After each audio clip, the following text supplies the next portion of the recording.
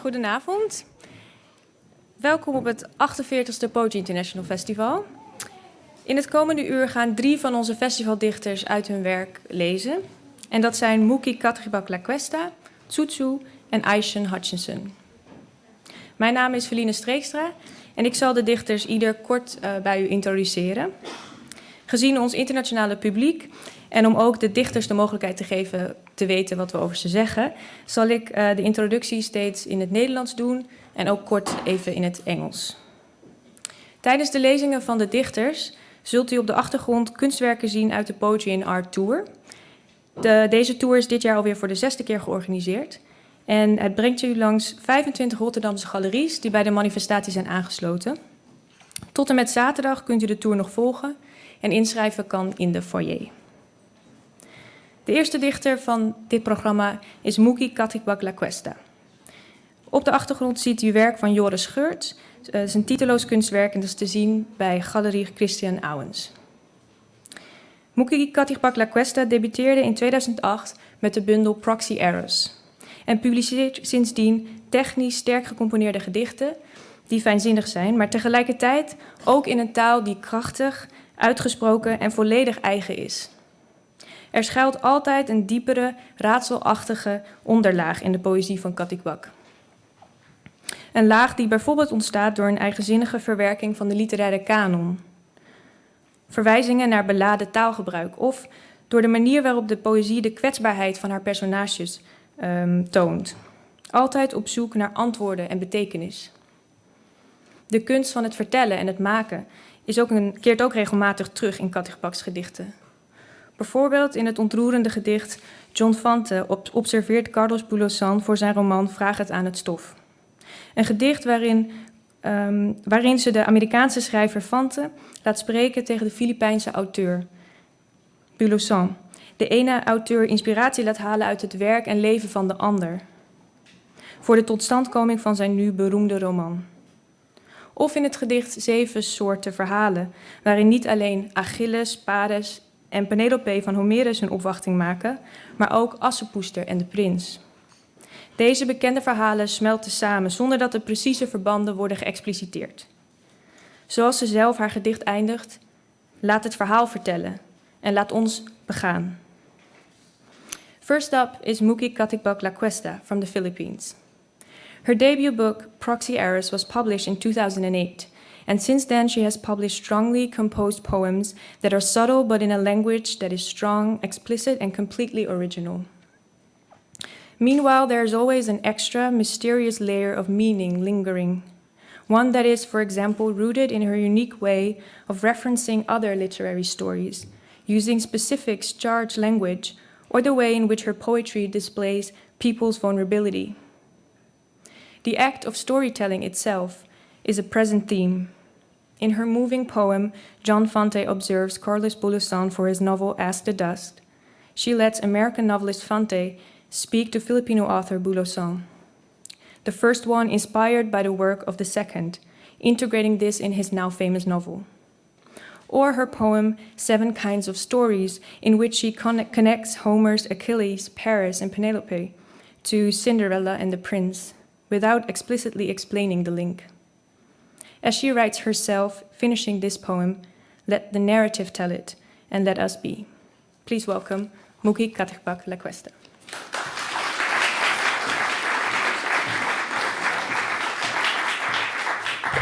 Good evening, everyone.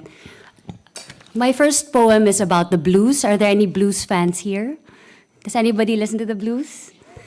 So this poem is about heartbreak, and the form it seeks in this page is the blues. This is called Hush Harbor. Of all the things to have, the blues. A man plays a chord 2 in the morning. There's a gospel hurt in him that gets you thinking. There's more than a woman he is telling on, but there isn't. You know, I don't want you, little girl, if you don't want me, goes the song, and out the door goes the woman, suitcase in hand, into the road without so much as a by your leave. There's a reason he doesn't ask her to stay, of course, and it's so he can sing the blues. Have you ever loved a woman, oh man, better than you did yourself? And those who stay to listen hear only the good woe. They shake their heads and hang their hats. Amen. When he says have mercy, he doesn't mean show some compassion. It means he's touched by something, Holy Ghost or hard angel, only he can tell. It's been said white preachers used to skip over Moses in Sunday sermons, couldn't let the coloreds in on scripture whose one straight point was, let my people go. But no one's letting go of anyone tonight who hasn't already left. No one here who hasn't made hard noise from the rattling hollows.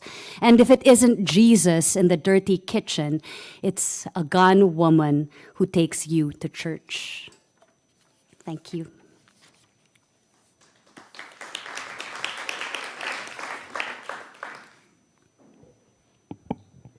My second poem also takes its roots from a blues song or a song by Billie Holiday, one of my favorite songs, and this is called Crust of Bread and Such. It's supposed to be a love poem, but it turned out into an anti-love poem. Neither the risen dough or the plush square with its savory load, drip of marmalade or butter. I want the morsel, the plate peppered with crumbs, the crust of bread. I want the edges, jagged where the knife needs its urgent imprecisions, the scrawny bit on precious china. I want a small heart, the color of old quartz and burnt rust. Let stars do their work on an opposite sky, constellate the impossible shape of a far boy. Which is to say, I'm through with want as a cleaver to his crust. I'm done the way rain is done with its tinny shudder crossing glass, the way the heart is done, doing time in a hard place, a clear shimmer of sky begging the same question, what? What do you want? Thank you.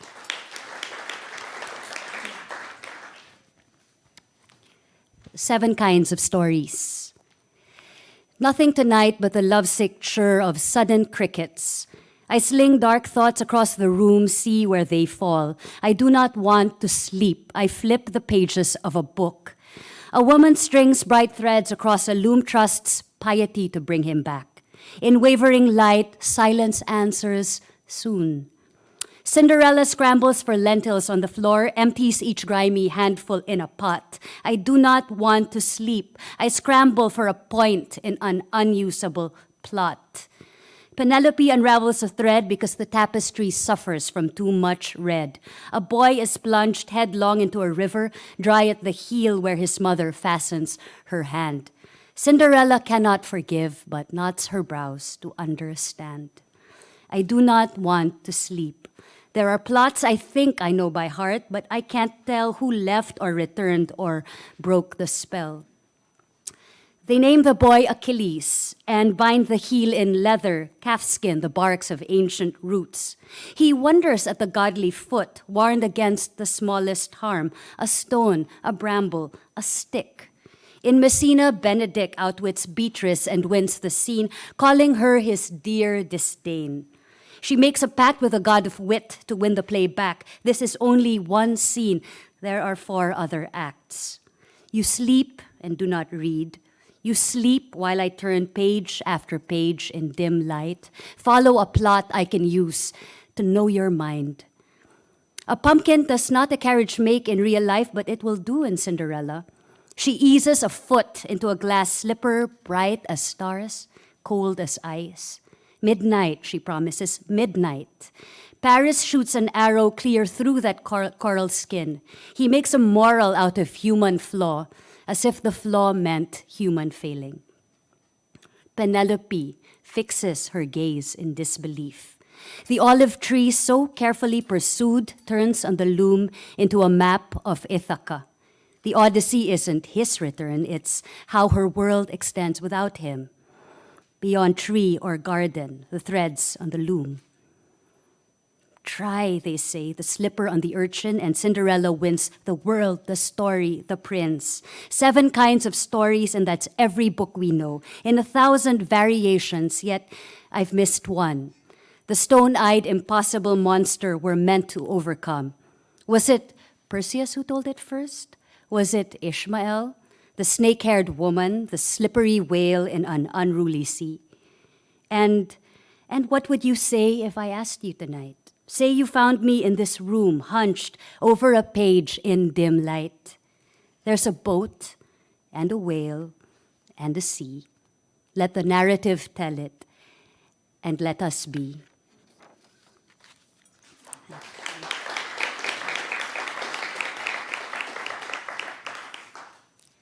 My fourth poem is called Phototaxis, which is essentially how it's a poem about moths, and like my first poem, it's a poem about love. But this goes back to the old belief that moths really gravitate toward light. They think that every light they gravitate towards is the moon. Phototaxis. It's all the same with fire and flame, the yellow rim of the brightest candle. See how they hover and start without cause or aim. Pursue the yellow folly. A woman tells me love is buckle on skin, whisk of a whip at its hardest shake. The bright blue gash on her inner thigh as he presses her against the wall, saying, sorry, sorry. Give to any plum wound a dark arithmetic, and it evens out love. Two moths swirl around a hollow shoot lit by a thin saber of light. Science tells us they think it's the moon, but it won't be long before the low plummet down. Like moths to a flame, we say, but we call only half the story. It might be the light we know is the light by which we fall. It might be. Come here.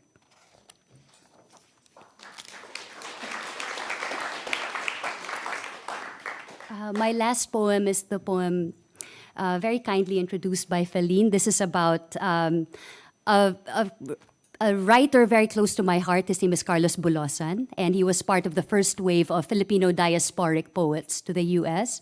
He was actually a migrant worker who also happened to be a really great writer, and he wrote a book about his relationship with the U.S. called America is in the Heart. While he was there in the U.S., he made friends with a few people in the literary circle, one of whom was John Fante. And this is a fictional dialogue between the two of them. So this is called John Fante Observes Carlos Bulosan for his novel, Ask the Dust. 1.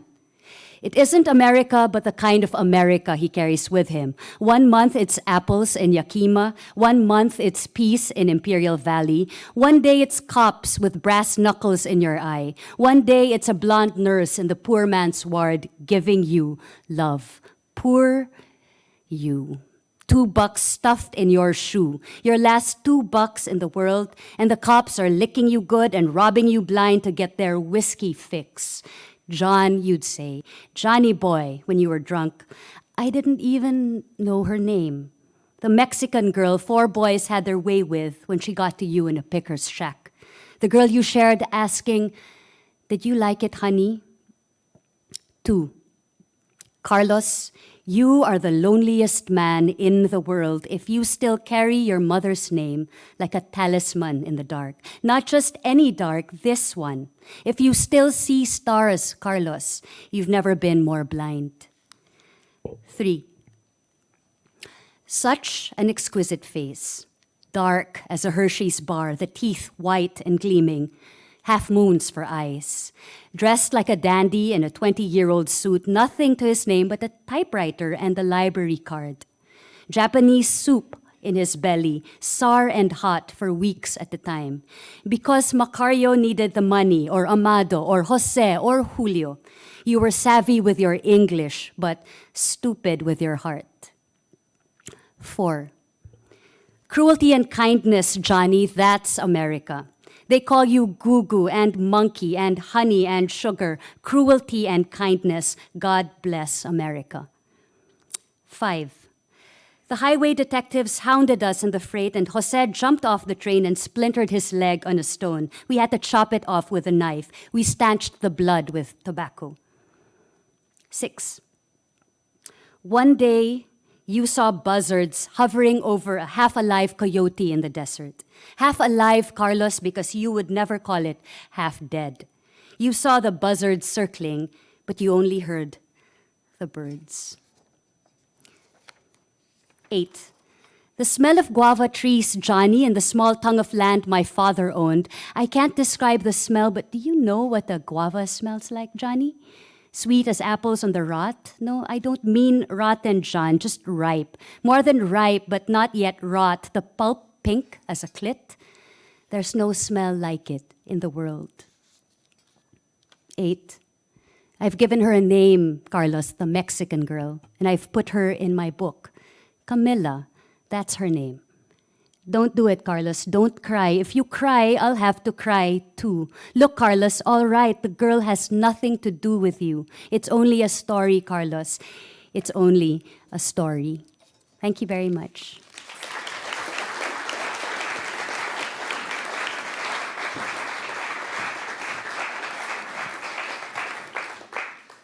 Thank you very much. De tweede dichter die u zal horen is Zhu Zhu uit China. En daarbij ziet u een werk van Jelle Rietveld uit de serie Stimulu. En dat is te zien bij Galerie Sikzerp. Zhu Zhu blijkt van vele markten thuis. Hij is afgestudeerd als jurist en politicoloog en is nu naast dichter ook kunstcurator en vooraanstaand kunstcriticus. Deze verschillende facetten zijn ook in zijn poëzie zichtbaar. Veel gedichten beginnen met één specifiek beeld of een specifieke gedachte of worden op een specifieke locatie gesitueerd. Van een alledaagse plek als de wasserette aan de overkant van de straat tot een meer metaforisch beeld van een zee die zich binnen in het lichaam bevindt. Maar vervolgens worden deze situaties zo uitgediept en vanuit allerlei verschillende kanten bekeken dat het gedicht de specificiteit van het initiële beeld overstijgt. En hierbij verwijzen de gedichten juist vaak naar grotere thema's.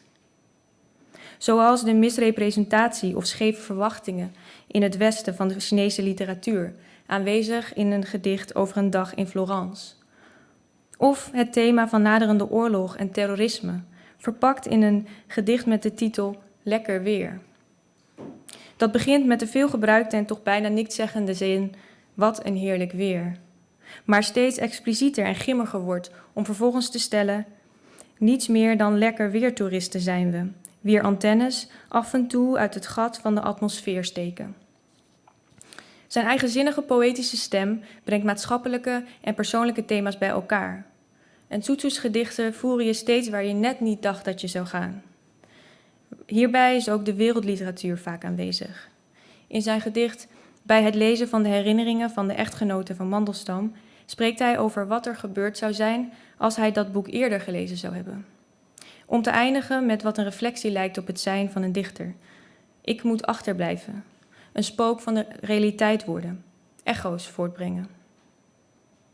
Next up is Zhu Zhu from China, who is not only a poet but also an art critic, curator of contemporary art with a degree in law and politics. His poems often take off from one specific image or situation, which is then deepened and considered from all angles. Hereby, the poems transcend the specificity of the initial situation and actually refer to greater themes. The poem Fine Weather, for example, which starts off with the almost cliché line, terrific weather, but then talks more and more explicitly about the possibility of war in the future, to end with, we are nothing but witnesses of fine weather, Anthony occasionally poking holes in the atmosphere. His poetic voice seems to always carry you where you didn't think you'd go. World literature is also present. In the poem On Reading Mrs. Mandelstam's Memoir, for example, in which he ends with what seems like a reflection on himself as a poet, I must stay and become a wraith of reality, casting echoes. Please welcome Zhu Zhu.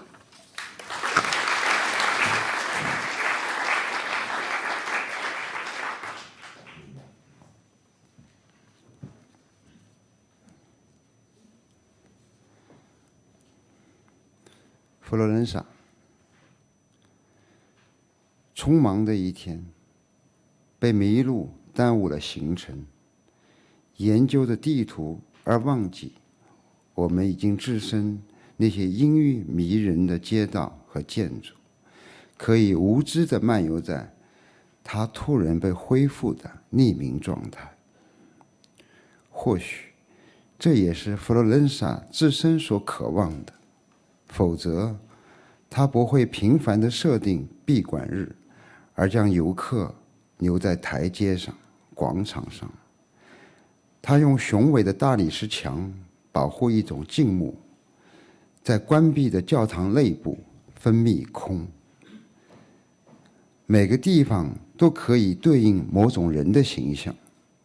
佛罗伦萨让我想到一个老妇人，她站在沉重的深紫色窗幔背后向外看，嘴角挂着冷嘲。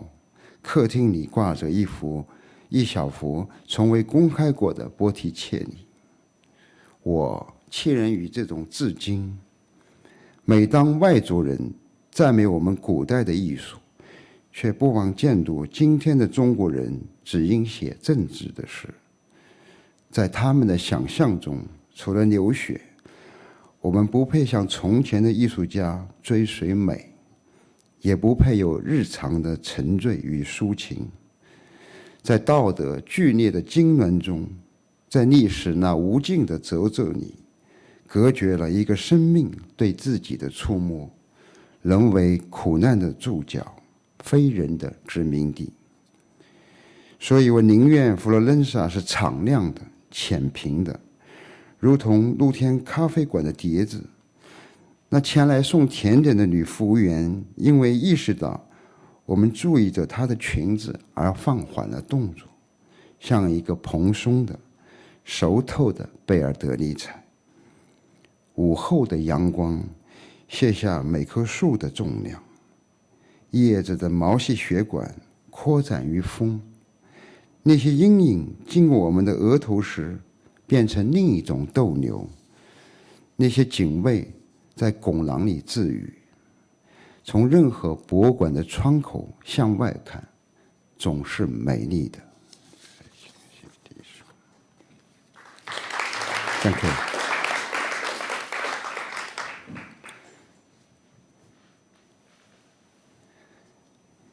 野长城，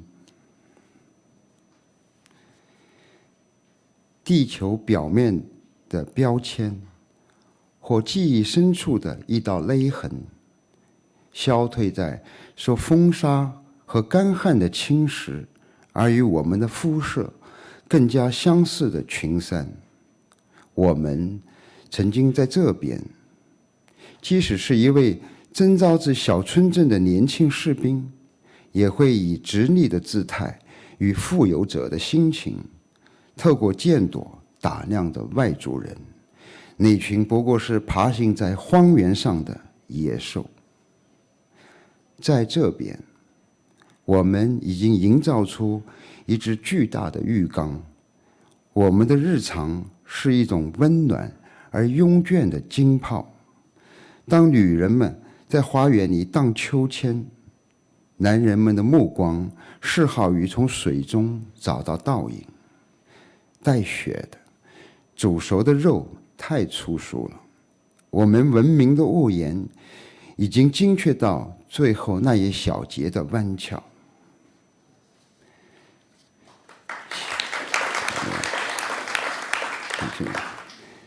现在经历着所有的摧毁中最彻底的一种遗忘，它就像一头爬行动物的脊椎正进入风化的尾声，山脊充满了侏罗纪的沉寂。随着落日的遥远马达渐渐地平息，余晖像锈蚀的建筑堕落。我来追溯一种在我们出生前就消失的生活，如同考据学的手指苦恼地敲击一只空壳的边缘，它的内部已经掏干了。Thank you。在陡坡的那几棵桃树上，蜜蜂们哼着歌来回忙碌着。他们选择附近的几座就像摔碎的陶罐般的烽火台作为宿营地。那歌词的大意是：一切都还给自然。野草如同大地深处的手指，如同蓬勃的高举矛旗的幽灵部队登上了坍塌的台阶。这样的时辰，无数受惊的风景一定正从各地博物馆的墙壁上仓皇地逃散。谢谢 ，Thank you。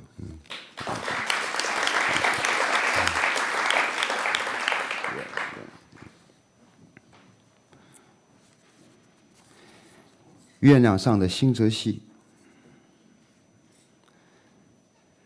这是你的树、河流、草地，你的大房子，你的美国。这是你在另一颗星球上的生活。你放慢车速，引我穿行在山路间，就像在宽银幕上播放私生活的纪录片。大客厅的墙头挂着印象派的复制品，地板上堆满你女儿的玩具。白天，当丈夫去了曼哈顿，孩子去了幼儿园，街区里静的只剩吸尘器和割草机的交谈。你就在跑步机上，像那列玩具火车在它的环形跑道上一圈又一圈的旋转。这里我惊讶于某种异化，并非因为你已经改换国籍或者成为了别人的妻子，我惊讶于你的流浪这么快就到达了终点。我们年轻时梦想的乐土已经被简化成一座舒适的囚笼，并且在厚厚的丝绒软垫上，只要谈论起中国，你的嘴角就泛起冷嘲的微笑。我还悲哀于你错失了一场史诗般的变迁，一个在现实中被颠倒的实践神话。你在这里的每一年，是我们在故乡度过的每一天。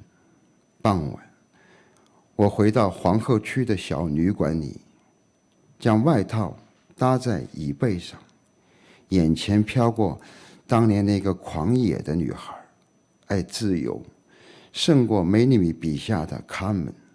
走在游行的队里中，就像德拉克洛瓦画中的女神。记忆徒留风筝的线轴，我知道我已经无法带你回家了，甚至连祝福也显得多余。无人赋予使命。深夜，我梦见自己一脚跨过太平洋，重回烈火浓烟的疆场，填放的供暖，继续射杀那些夺太阳。谢谢 ，Thank you， 谢谢。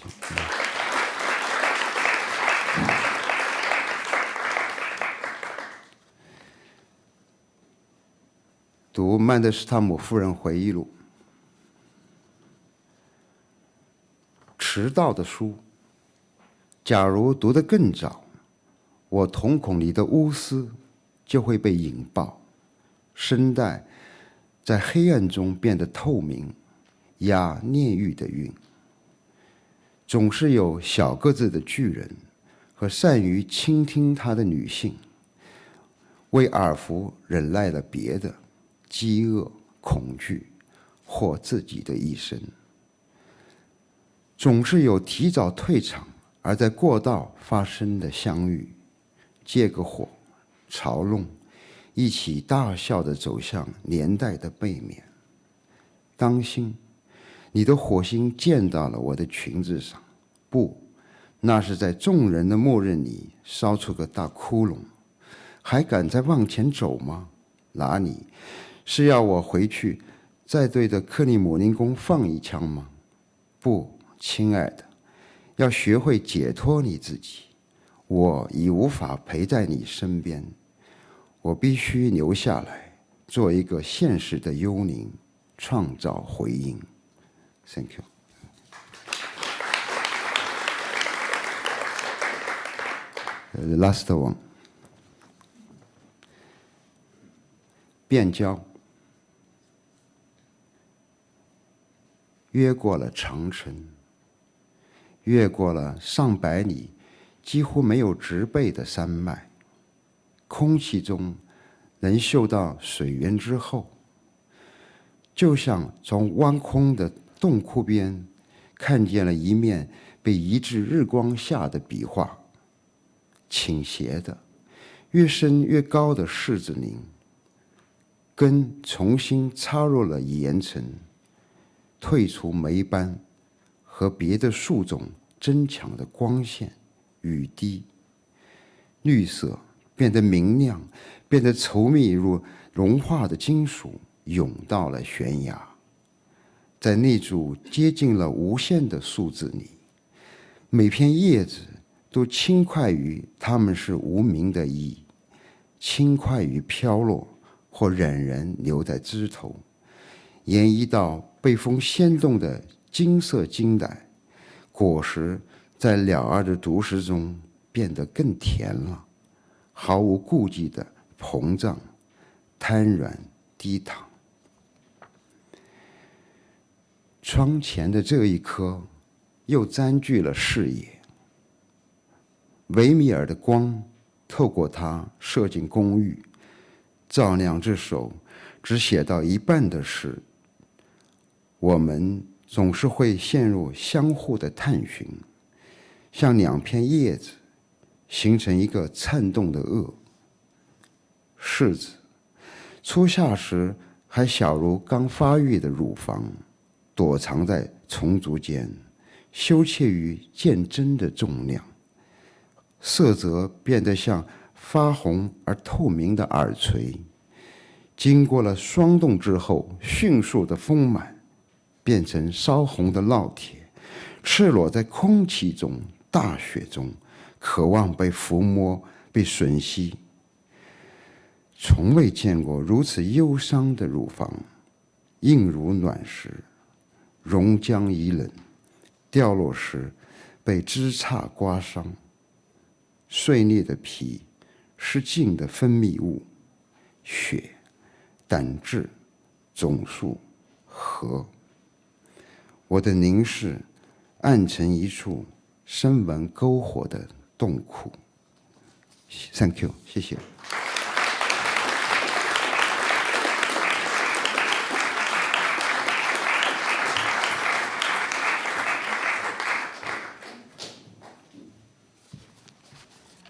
Thank you, Zhu Zhu. De derde en tevens laatste dichter van dit programma is Ishion Hutchinson.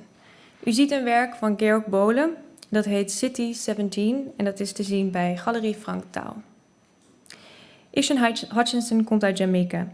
De gedichten die hij vandaag zal lezen zijn alle afkomstig uit zijn meest recente bundel. En dat is House of Lords and Commons, die hij uitbracht in 2016 en werd bekroond met onder andere de National Book Critics Circle Award voor poëzie. De New Yorker noemde Hutchinson in een bespreking van de bundel een postkoloniale schrijver, die in zijn werk in de zintuigelijke details verzet vindt tegen abstracte vormen van autoriteit. Hutchinson woont tegenwoordig in de VS en doceert aan Cornell University. Maar zijn poëzie keert regelmatig terug naar zijn thuisland. Jamaica is altijd aanwezig. Zijn gedichten zijn doordrongen van herinneringen aan zijn jeugd in zijn geboorteland, maar het is ook de complexe geschiedenis van kolonialisme, opgelegde westerse tradities, armoede, ongelijkheid en natuurgeweld. Muzikaliteit en ritme doorspekt alle gedichten van Hutchinson, die vaak refereren aan in het bijzonder reggae-muziek en diens muzikanten die hem inspireerden. Hoewel een grote persoonlijke betrokkenheid bij zijn onderwerpen en referenties in al zijn gedichten te herkennen is, bezit zijn lyrische toon ook een zekere afstandelijkheid, die daarmee juist ruimte biedt aan meerdere lagen betekenis. In een interview zei Hutchinson: "Words are things, presences." Woorden geven een aanwezigheid aan herinneringen en gedachten. En tegelijkertijd zet hij hier zijn woorden neer en blijven ze hopelijk als dingen voor ons nog even tastbaar in deze ruimte aanwezig. The third poet is Ishion Hutchinson from Jamaica. The poems he will read tonight are all from House of Lords and Commons, his most recent book which was awarded the National Book Critics Circle Award for Poetry. In a review of this book, The New Yorker called Hutchinson a post-colonial writer who finds in the impasto treatment of sensory minutiae a protest against abstract authority. Hutchinson lives in the United States and teaches at Cornell University, but in his poetry he often returns to his homeland. Jamaica is ever present in his poems. Memories of his childhood and upbringing, but also the complex history of colonialism, imposed traditions, poverty, inequality, and natural disasters. Musicality and rhythm characterize Hutchinson's poetry, and his poems often refer in particular to reggae music that inspired him. Although his poetry shows a great personal involvement in the stories and references, his lyrical tone is also somewhat distant, which hereby gives way to multiple layers of meaning and interpretation. In an interview, Hutchinson said that words are things, presences.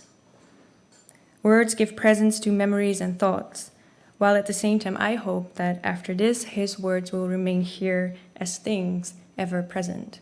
So please welcome Ishion Hutchinson.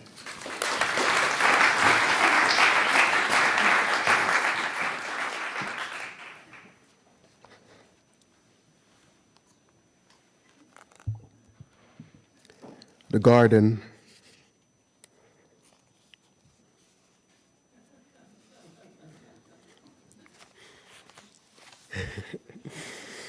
The streetlights shed pearls that night. Stray dogs ran but did not bark at the strange shadows. The minister of all could not sleep. Mosquitoes swarmed around his net, his portrait, and his pitcher and drinking glass. The flags stiffened on the embassy building, but did not fall when the machine guns flared and reminded that stars were inside the decrepit towns in shanty zinc holes, staring at the fixed constellation. Another asthmatic whirl of pistons passed. The chandelier fell, the carpet sparkled, flames burst into the lantana bushes. The stone horse whinnied by the bank's marble entrance. 3 large cranes with searchlights lit the poncianas. A quiet flamboyance struck with the fever of children's laughter. Then all at once, the cabbage palms and the bullhoof trees shut their fans. The harbor grew empty and heavy. The sea was sick and exhausted. The royal palms did not salute when the jeeps roamed up the driveway and circled the fountain. The blue maho did not bow, and the lignum vitae shed purple bugles but did not surrender.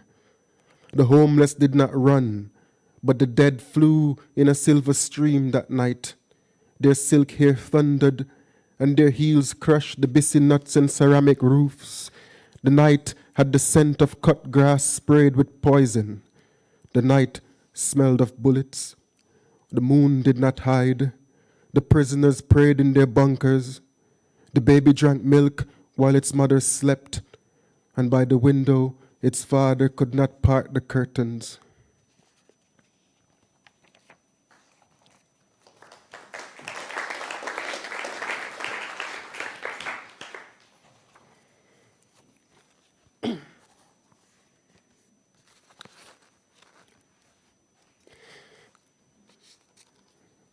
Sibelius and Marley.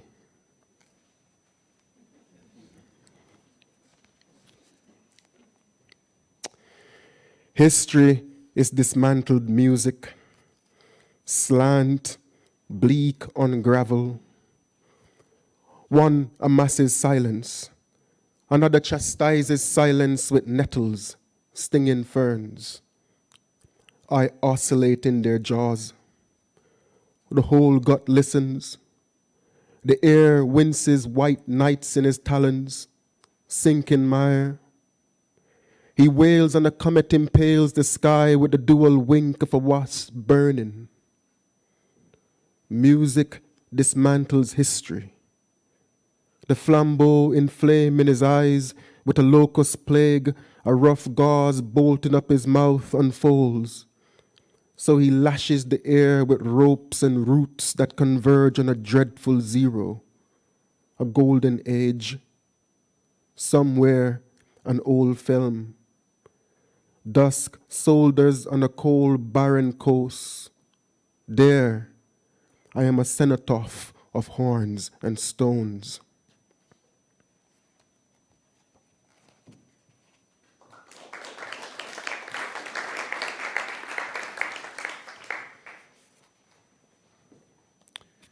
A march.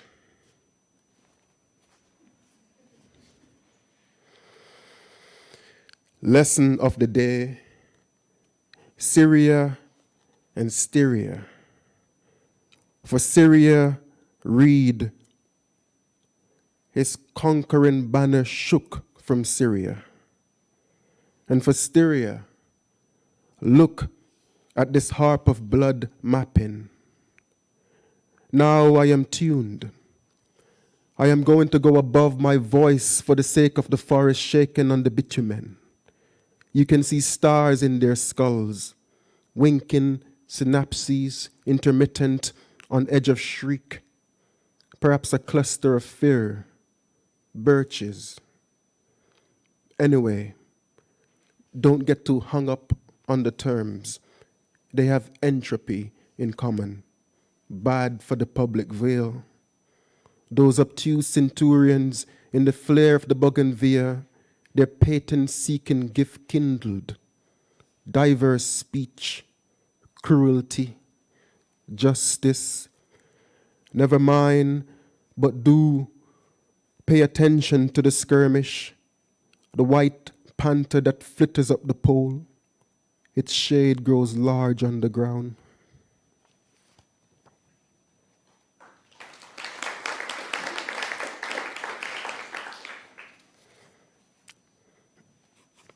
Sprawl. Amid ice and granite, sea hush and crash, and the prophet and the loss, the prophet Xerox in his tamarind shade, and wasp buzz and saw in the hills, crashed leaves and virgins' suicides right after the election, and November's Janus, and Pontius Pilate's maggot snipers, amen.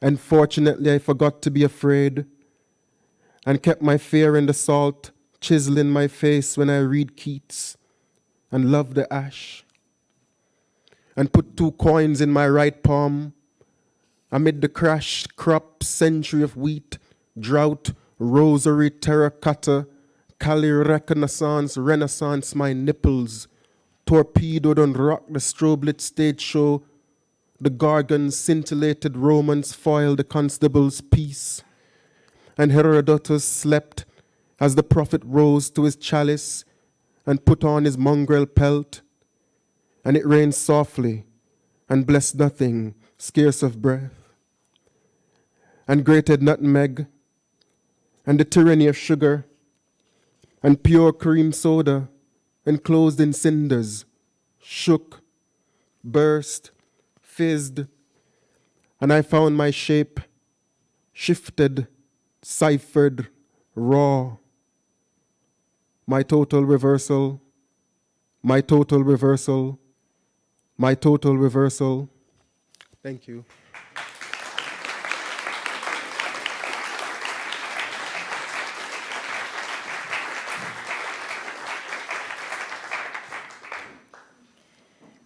Hiermee zijn we alweer aan het einde gekomen van dit programma. Veel dank aan de dichters natuurlijk. Thank you, Mookie, Zhu en Ishion. Ook veel dank aan de vertalers die hier nu ook zijn. Jeske van der Velde, Sylvia Marijnissen en Japik Veenbaas. Ja.